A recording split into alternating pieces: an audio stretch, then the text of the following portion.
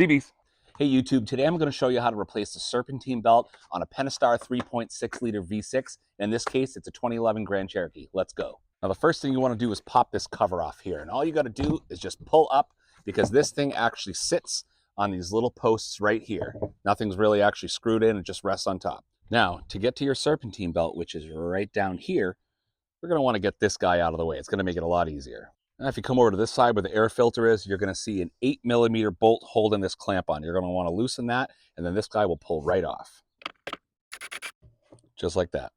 Now, if you follow your air intake system all the way back here towards your intake manifold, you're going to see a sensor right here.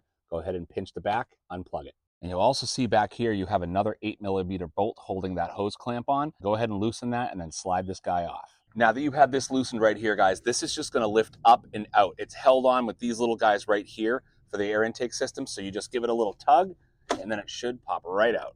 Okay, with all that stuff removed, now you can clearly get to your belt, and you can see this is where your Serpentine belt sits.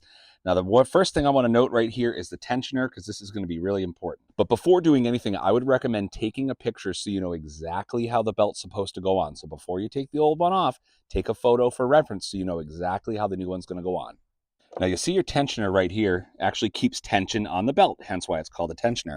And that is a 3/8 spot right there. So you want to take your 3/8 ratchet and you just want to pop that in there, and that's going to give you leverage to move it out of the way. You can see right here, as I put pressure on it, the tensioner moves and the belt loosens, allowing you to remove the belt. So what I like to do here, guys, is get the belt pretty much all the way on until the point where you actually have to loosen the tension on your tensioner right here. So you see, as it sits right here, I won't be able to get this belt on the bottom pulley, but by relieving the slack here, I'm going to be able to have enough room to slide that belt over this bottom pulley in the center there. So that's what you got to do.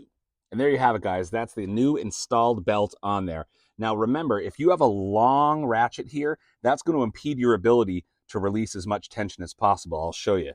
See, this guy's long, but right now I'm not getting a lot. But if I pull it back in, you have a lot more tension you can relieve because you have a lot more space in here.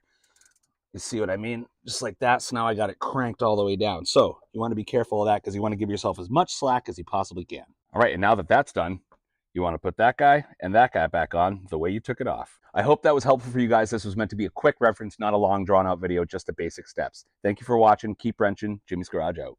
CBs.